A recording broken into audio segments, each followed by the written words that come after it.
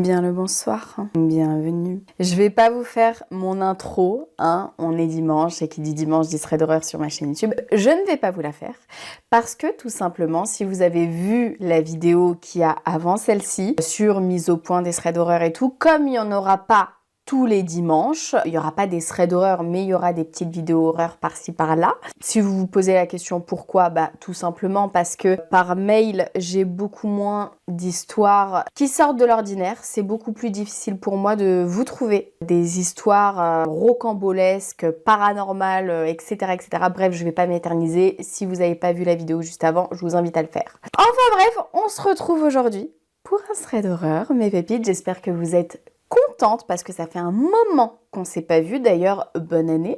Oui, commençons par le commencement. J'espère sincèrement que cette année va se passer merveilleusement bien pour vous. J'espère qu'elle va se passer merveilleusement bien pour moi aussi. Du moins que ça va être beaucoup mieux que fin 2025. Encore une fois, si vous avez vu ma dernière vidéo, vous savez pourquoi je dis ça. Comme d'habitude, je vous ai sélectionné 3 histoires que vous m'avez gentiment envoyées sur mon adresse mail qui s'affiche juste ici, cam.témoignage@gmail.com. N'hésitez pas à me dire dans les commentaires de cette vidéo quelle vidéo horreur vous souhaitez voir pour 2026. Outre les threads d'horreur, par exemple, on peut faire des vidéos react, vidéos paranormales, également des vidéos mythes et légendes, etc., etc. Mais si vous avez des petites idées ou vous aimeriez voir des petites vidéos sur ma chaîne, n'hésitez pas. Vraiment. Et bien évidemment, si vous avez vécu des histoires de dingue avec le paranormal, n'hésitez pas à m'écrire sur mon adresse mail. Sur ce, l'intro est beaucoup trop longue, comme d'habitude, et je vous propose qu'on passe tout de suite à la première histoire. Le démon de Google Traduction. Raconte-nous une histoire.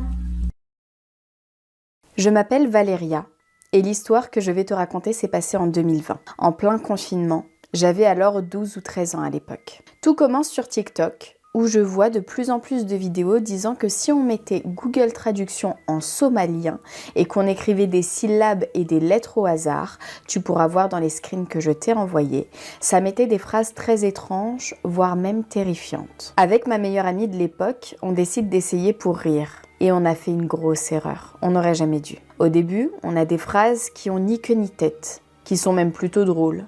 Mais au bout de quelques minutes, je commence à avoir des phrases vraiment étranges, qui m'ont fait, à mon jeune âge, très peur. Les phrases que je t'ai envoyées en pièces jointes étaient « Allez directement de l'autre côté. Tu dois juste jouer. » La phrase suivante m'a au départ mis 3 heures. Et après avoir ajouté juste un mot, c'est écrit « Tu as été très cruel. » Ce qui m'a fait le plus peur ici, c'est que mon ami, qui a essayé de refaire les mêmes phrases que moi, n'a pas eu la même traduction que moi. Ça, Cam, ce n'est que le début de l'histoire. Quelques minutes après ce que je viens de te raconter, je devais faire un devoir d'allemand. C'était une compréhension orale et il y a quelques phrases que je n'ai pas compris. J'ai donc mis ce que j'entendais sur Google Traduction. À ce moment-là, j'ai commencé à suer, tellement j'avais peur. La traduction d'une de ces phrases était « Qu'est-ce que tu aimes comme l'enfer ?» Je rappelle que c'était une compréhension orale sur les différentes matières à l'école. Ça m'étonnerait que la vidéo ait réellement dit ça.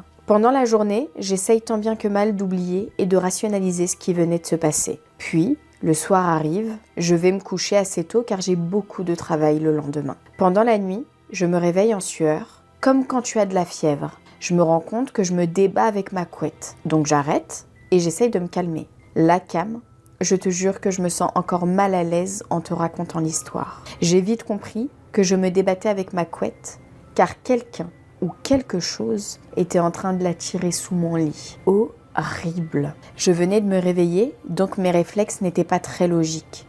Je regarde donc sous mon lit, la chose que je n'aurais jamais faite. Je vois une chose qui encore aujourd'hui me met des frissons. C'était un genre de très jeune enfant, pas plus d'1 an, brûlé vif. Oh, je te passe tous les détails de son apparence étant donné que tu as toi aussi un enfant et je ne veux pas te traumatiser. Je commence à avoir du mal à respirer, l'ambiance devient pesante.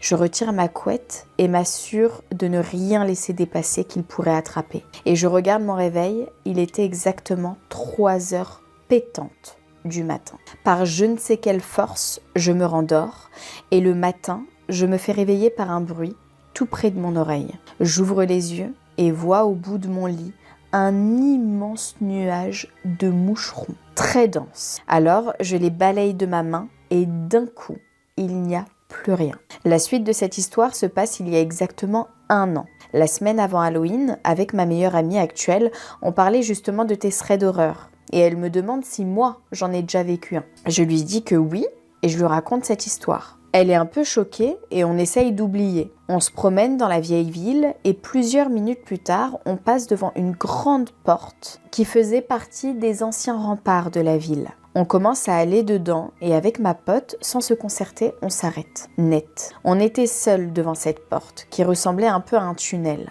On était seuls devant cette porte qui ressemblait à l'entrée d'un tunnel. Mais près de moi, j'entends un homme parler. On se regarde et sans se concerter, on part toutes les deux en courant. Elle n'avait pas entendu les voix, mais elle sentait une atmosphère très pesante. Ensuite, on n'a plus vu personne dans la vieille ville, qui est normalement en plein après-midi plutôt animée. Mais on s'est senti suivis. Ma pote a commencé à prier, puis on n'a plus rien senti. J'ai déjà entendu, vous savez, pareil, j'avais vu sur TikTok, Google Traduction, le fait que t'écrives comme ça au hasard et que, j'avoue, c'est bizarre. C'est totalement bizarre. Moi, j'utilise souvent Google Traduction, anglais, français, arabe, français, tout ça. J'ai jamais eu des trucs bizarres. Par contre, c'est vrai que quand j'avais vu cette vidéo, comme quoi apparemment si tu faisais ça, je crois que c'était bien le Somalien que j'avais vu, c'est vrai qu'il y avait écrit des trucs bizarres. Alors moi, c'était pas des trucs bizarres comme elle, mais j'avoue que c'est chaud. Aller directement de l'autre côté, tu as été très cruel, 3 heures du matin, tu dois juste jouer, qu'est-ce que tu aimes ? Comme l'enfer. C'est des phrases pas très anodines, tu vois, c'est pas genre qu'est-ce que t'as mangé à midi, tu vois ce que je veux dire ? Du coup, effectivement, c'est un petit peu inquiétant. Et après, bien évidemment, ce que tu as vécu la nuit suivante, terrifiant. Terrifiant. Écoute, je sais pas ce qui t'est arrivé. Le bébé sous ton lit, absolument horrible. J'ai même pas envie d'imaginer l'image. Les pépites, dites-moi en commentaire ce que vous en pensez. Est-ce que vous aussi, vous avez déjà entendu parler de cette histoire de Google Traduction qui, en écrivant au hasard, vous dit des choses bizarres? Dites-moi dans les commentaires, mais j'avoue que ça, c'est très très curieux. Allez, passons à la deuxième histoire. L'assiette blanche. Père Castor, raconte-nous une histoire. Coucou Cam, je suis comorienne et aujourd'hui je vais te raconter l'histoire de ma jeunesse. Si tu veux d'autres histoires, je t'en raconterai parce que j'en ai vécu beaucoup. Je suis une de tes pépites qui te suit depuis extrêmement longtemps, pour te dire depuis que tu avais 1000 followers sur YouTube. J'avoue, ça date un peu. C'était 2020 quoi. Cette histoire est vraiment longue, alors je vais essayer de te la résumer et de raconter que l'essentiel. Prends une chaise, assieds-toi, parce qu'en tant que musulmane toi aussi, tu vas me croire. Tout a commencé quand la sœur de ma mère est partie à Mayotte. Elle a décidé de me laisser vivre chez la famille de son ex-mari pour que je puisse vivre là-bas. J'étais qu'une enfant, mais je me souviens de tout parfaitement. La distance entre mon village et leur maison était de 5 ou 6 heures de route. En arrivant, ma tante m'a d'abord emmenée dans une maison en tôle pour y déposer ses affaires sous un toit. Une fois ses affaires posées, nous nous sommes dirigés vers une maison en briques, cette fois avec mes affaires qu'elle avait gardées à la main. Une fois à l'intérieur de la maison en briques, elle m'a présenté à toute la famille. Puis, elle m'a mise à part pour entrer dans une chambre et parler avec une femme. C'était la maîtresse de la maison. Elles sont restées là un moment à parler, puis, tout d'un coup, ma tante a dit qu'elle allait aux toilettes. J'ai voulu la suivre, mais on m'a arrêtée en me disant qu'elle allait revenir. Je n'y ai pas cru. Je me débattais en pleurant. C'est alors que leur mère, une vieille dame, leur a dit de me laisser, parce qu'elle était de toute façon déjà partie. Ne voulant pas y croire, je me suis mise à courir vers la maison en tôle, et j'ai vu que ses affaires n'étaient plus là. J'ai continué jusqu'à l'endroit où nous étions descendus de la voiture, et je suis restée là-bas à pleurer pendant 2 heures. Ils sont venus me supplier de rentrer à la maison, en me disant qu'elle allait revenir le lendemain, pour me récupérer. En tant qu'enfant, j'ai cru à leurs mensonges. Le 3e jour dans cette maison, j'ai refusé de manger. Et le 4e jour, le soir, j'ai reçu la visite d'un membre de leur famille, un père et sa fille. Madame Z, la maîtresse de la maison, m'a présenté son frère, que je vais appeler Saïd, et sa nièce. Saïd est entré dans la maison pendant que moi et sa fille restions dans le couloir. Ce couloir donnait sur des murs encore en construction, avec des briques posées un petit peu partout. Sa fille voulait me parler, mais en bougeant, elle a fait tomber une brique qui m'est tombée sur la cuisse. J'ai crié et tout le monde est accouru. Mais ce qui m'a marqué, c'est qu'elle, la fille, ne disait rien. Elle restait silencieuse pendant que les adultes parlaient entre eux. Au fond de moi, je savais qu'elle ne l'avait pas fait exprès, qu'elle ne voulait pas me faire de mal. Madame Z s'est approchée pour voir si j'étais gravement blessée, et là, soudainement, la fille s'est jetée par terre en hurlant de toutes ses forces. Elle criait, elle se débattait, et son père s'est précipité sur elle pour tenter de la maîtriser. Moi, je ne comprenais rien à ce qui se passait, mais je remarquais une chose étrange. Elle parlait une langue différente, une langue que je ne comprenais pas du tout. Ensuite, elle a commencé à casser toutes les briques autour d'elle, comme si elle était prise d'une crise. Maintenant, nous passons aux choses sérieuses. Souviens-toi, Cam, dans la maison en tôle, ma maison de l'horreur, 1 mois est passé. Madame Z avait décidé de me transférer dans la maison en tôle parce que je faisais pipi au lit. C'était quelque chose qui la dérangeait énormément. Elle disait que je risquais de leur transmettre une maladie. La maison en tôle et la maison en béton sont séparées par une route d'1 mètre. Un soir, j'ai décidé d'aller me coucher car j'avais sommeil. J'ai vu que grand-père regardait la télé, mais je n'ai pas vu grand-mère. Dans ma tête, j'ai pensé qu'elle était déjà partie se coucher. En sortant, j'ai traversé la petite route pour rejoindre la maison en tôle. Je remarquai que la porte était légèrement entr'ouverte. On avait calé une petite brique pour éviter qu'elle s'ouvre complètement, mais quelque chose me semblait étrange. Cam, en ouvrant la porte, j'ai vu une personne allongée dans le salon, complètement couverte d'un drap blanc, de la tête aux pieds. J'ai trouvé ça bizarre, parce que grand-mère était petite, et là, la personne prenait tout le lit. Comment pouvait-elle s'étendre de cette manière ? J'étais vraiment étonnée. Mais en ignorant mes doutes, j'ai pensé que c'était elle. Alors j'ai dit « Grand-mère, je vais aller me coucher ». Elle ne m'a pas répondu. J'ai répété « Grand-mère, je vais aller me coucher ». Toujours rien. Encore une fois « Grand-mère, je vais aller me coucher ». Aucune réponse. Dans ma tête, je me suis dit qu'elle dormait profondément. Alors je suis partie me coucher. Comme il n'y avait que 3 chambres, le salon où dort grand-mère et grand-père est juste à côté la mienne, je me suis glissée dans mon lit, persuadée que c'était bien elle, sous le drap. Le sommeil m'a emportée. Pour une raison que j'ignore, je me suis réveillée comme si le sommeil avait complètement disparu. J'essaye de me rendormir, je me forçais, alors j'ai fermé les yeux pour essayer de retrouver le sommeil. Un peu plus tard, j'ai entendu la porte s'ouvrir, j'ai tout de suite pensé que c'était grand-père qui rentrait à son tour, et effectivement, c'était lui. Je ne sais pas exactement ce qui s'est passé ensuite, mais j'ai entendu grand-père crier « Sors d'ici !» Puis un gros boum, et c'était lui. Il venait de tomber. Juste après, j'ai entendu sa voix affolée qui disait « Ne sors pas de ta chambre, reste là !» J'étais terrifiée. Je ne sais pas s'il s'adressait à moi ou à autre chose. Et là, j'ai entendu grand-mère crier. C'est à ce moment-là que je me suis précipitée hors du lit. Ce que j'ai vu m'a glacé le sang. La grand-mère courait à une vitesse incroyable, inimaginable pour son âge. J'avais l'impression que ce n'était pas elle. Je n'en croyais pas mes yeux. Puis, j'ai vu le mari de Z courir après elle. Et tout d'un coup, comme si de rien n'était, la grand-mère est revenue, calme, posée. C'est une dinguerie. J'ai très peur. Je sais pas vous, mais moi je suis dans une situation un petit peu compliquée là. Il est 21h, seule, dans le noir. Une grand-mère elle tape un sprint. Je suis pas bien. Comme si rien ne s'était passé. Mais ce n'était pas fini. Je voyais grand-mère se battre avec quelque chose d'invisible. On ne voyait rien, mais je voyais bien qu'elle luttait, qu'elle se débattait contre quelque chose. C'était réel. Elle se battait contre l'invisible. Le matin, tout le monde a fait comme si rien ne s'était passé, sauf les voisins. Les voisins d'à côté, eux, avaient entendu. Quand mes copines m'ont demandé « T'as pas eu peur ?» J'ai répondu « Peur de quoi ? D'avoir dormi dans une maison avec un djinn ?» Et là, elles m'ont dit « Mais tu sais pas ce que c'est qu'un djinn ? C'est Shaitan !» Quelques mois plus tard, leur grand-mère paternelle est décédée. Mais au lieu de l'emmener là où elle est morte, ils l'ont ramenée dans la maison en tôle, celle où je dormais. Je te jure, Cam, ce jour-là, j'ai dormi avec un mort. Je ne pouvais aller nulle part. Tout le monde était parti dormir dans la maison en béton, sauf moi. T'as dormi toute seule avec un mort ? T'as dormi dans une maison toute seule avec un mort. C'est de la torture pour une enfant, c'est de la torture. Moi, je suis restée seule avec un cadavre. Exactement. Jusqu'au matin de son enterrement. Et à partir de ce jour-là, la maison en tôle est devenue complètement différente. Un an plus tard, alors que je me préparais à aller à l'école coranique, j'ai remarqué quelque chose d'étrange. Juste à côté du lit de grand-mère, au-dessus du lit, il y avait une assiette blanche. Dedans, des pièces d'argent. Je ne savais pas ce que c'était. Je n'étais qu'une gamine. Alors j'ai pris l'argent.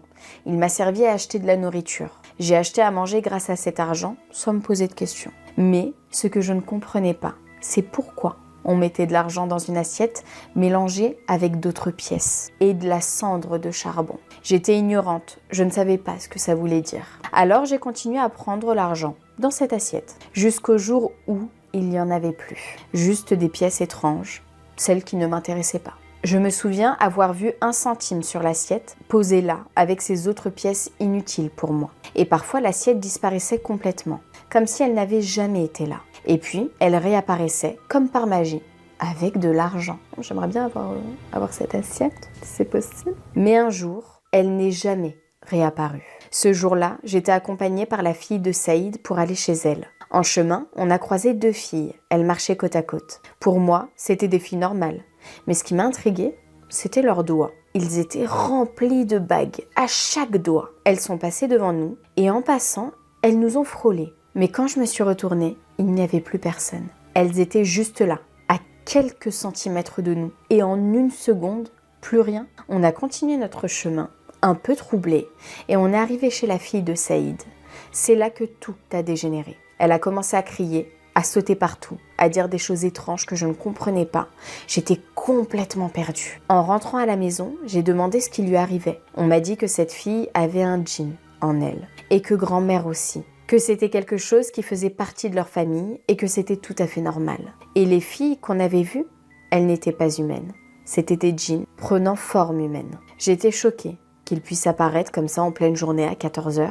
La raison pour laquelle je tombais souvent malade, c'est parce que j'avais volé de l'argent qui ne m'appartenait pas. Mais une fois adulte, je me suis renseignée pour comprendre ce que ça signifiait. Cette assiette contenant des cendres de charbon et de l'argent. Et voilà ce que j'ai découvert. Cam, regarde. Dans certaines cultures, notamment dans les traditions mystiques ou occultes, une assiette contenant des pièces courantes, d'argent ou de cuivre, des pièces inconnues ou anciennes, et de la cendre de charbon peut être utilisée comme offrande pour un djinn ou dans le cadre de rituels de protection d'attachement ou de sorcellerie. La cendre de charbon est souvent associée à l'invocation ou la présence d'esprit. Les pièces symbolisent un échange, une forme de paiement ou d'appel. Ce genre d'objet n'est jamais laissé au hasard. Si tu l'utilises sans savoir, il se pourrait que des événements étranges puissent t'arriver car tu as pris un argent qui ne t'était pas destiné. Ok, donc en fait, si j'ai bien compris, finalement l'assiette, je la veux pas. Merci. Pas d'assiette avec de l'argent? Non merci. Donc si j'ai bien compris, toi t'as pris de l'argent alors que c'était peut-être une offrande à des choses, j'ai pas envie de dire leur nom, je vous dis la vérité, mais à des choses surnaturelles. Donc ces choses surnaturelles voient que toi tu voles leur argent, donc elles vont s'attaquer à toi, forcément. Mauvais bail. Mauvais bail. La grand-mère qui court comme ça, film d'horreur. Vraiment la scène que j'imagine dans ma tête, film d'horreur. La fille, moi j'avais compris qu'elle était pas toute seule. Voilà, qui réagit comme ça, qui hurle comme ça. On a très très vite compris. Par contre, ce que je comprends pas, c'est quand même dingue. La sœur de ta mère, donc ta tante, t'a abandonnée chez la famille de son ex-mari, donc vraiment rien à voir. Elle t'a abandonné là-bas, comme ça, en disant je reviens et elle n'est jamais revenue. Mais quel traumatisme pour toi. Et on en parle de la chose sous le drap, c'était quoi? Parce que je crois pas que c'était la grand-mère du coup. Qu'est-ce que c'était? Parce que t'es restée toute seule dans la maison en tôle. Je tiens à dire, bien évidemment, t'es restée toute seule aussi avec un cadavre, mais ça c'est waouh. Merci ma pépite pour cette histoire. Dites-moi en commentaire ce que vous en avez pensé. Écoute, moi j'ai envie de te croire. J'ai vraiment envie de te croire, mais ton histoire est oufissime. Et sache qu'il y a plein de pépites qui ne vont pas croire ton histoire tellement elle est incroyable. Enfin bref, passons tout de suite mes pépites et déjà malheureusement à la 3e et dernière histoire. Ce sourire n'était pas humain. Père Castor, raconte-nous une histoire. Salam alaikum Cam. Je t'écris aujourd'hui pour te raconter 2 histoires vraies qui me sont arrivées cet été, pendant que je travaillais en psychiatrie. Je préfère rester anonyme par respect pour le secret médical, donc j'utiliserai de faux prénoms et je modifierai quelques détails. Je suis soignante, musulmane et très croyante. Et comme toi, je trouve que la frontière entre la psychiatrie et le paranormal est parfois si fine qu'on ne sait plus où commence la science ni où s'arrête l'invisible.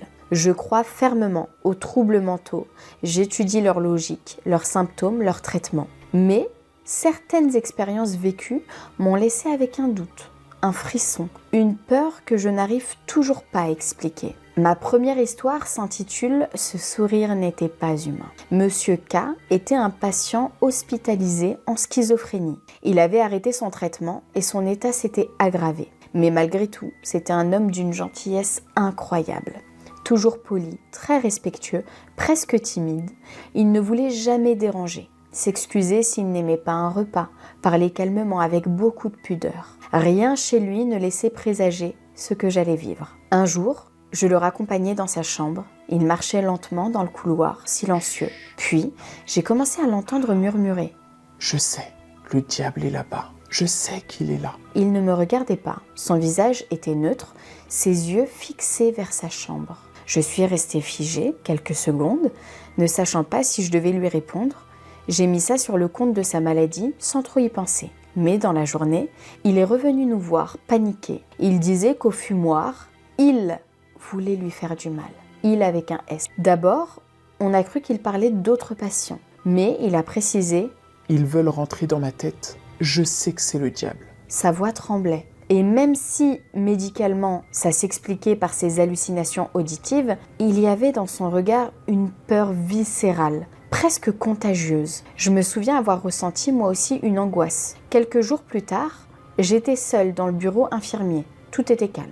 Et puis soudain, on frappe à la porte. C'était Monsieur K. Je lui ouvre, il entre précipitamment, sans autorisation. Une première. Son visage était tendu, ses mains tremblaient. « S'il vous plaît, je dois vous parler, fermez la porte, je veux pas qu'on m'entende. » J'ai posé ma main sur la porte sans la fermer entièrement, juste pour le rassurer. Et là, tout a basculé. Il m'a fixé droit dans les yeux. Je te jure, Cam, la personne que j'avais en face de moi n'était plus Monsieur K. Son regard est devenu glacial, totalement vide, presque inhumain.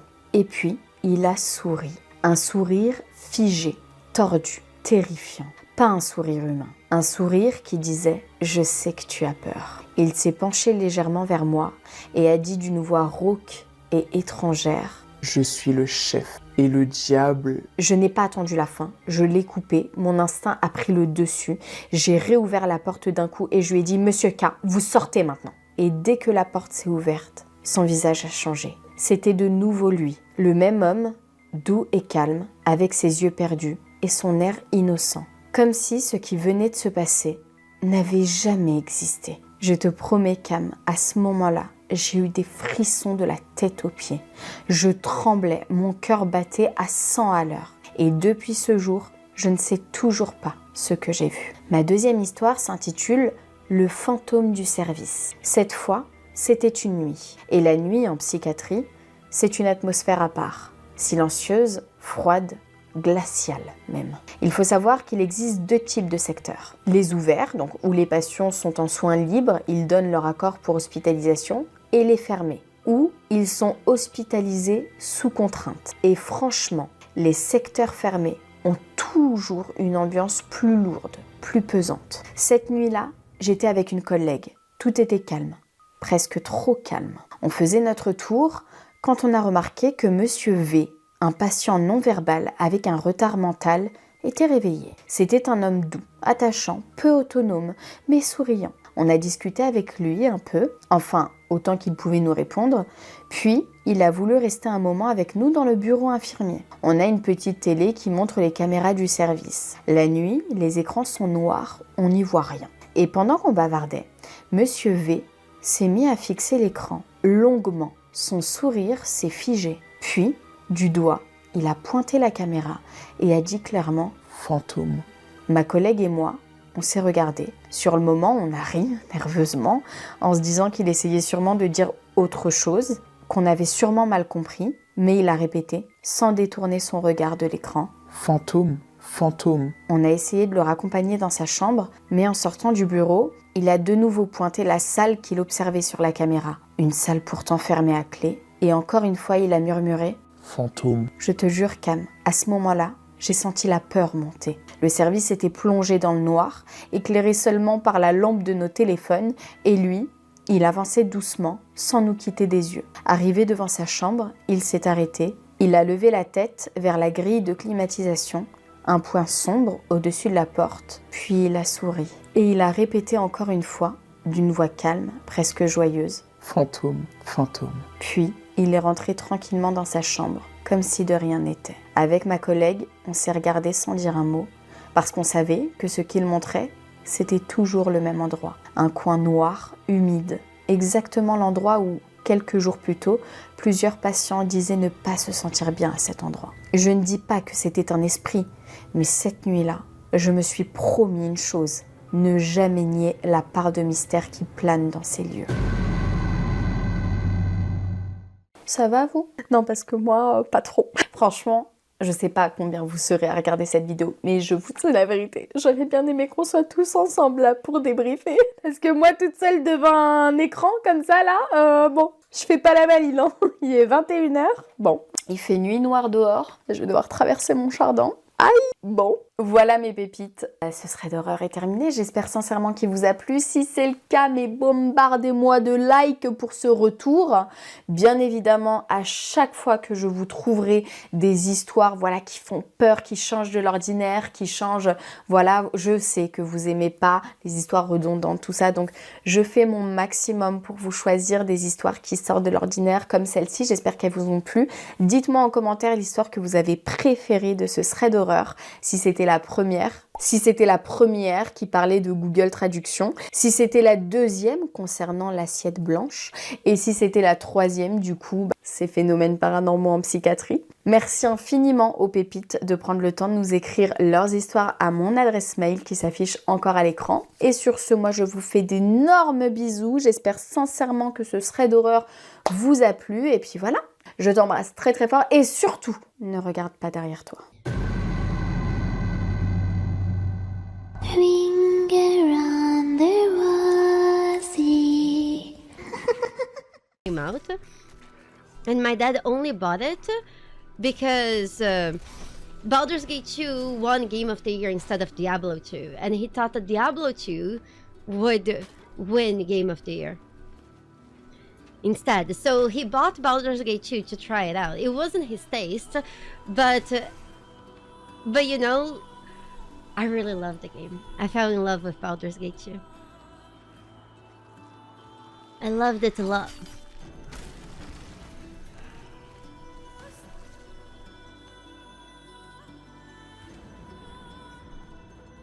The rest is history.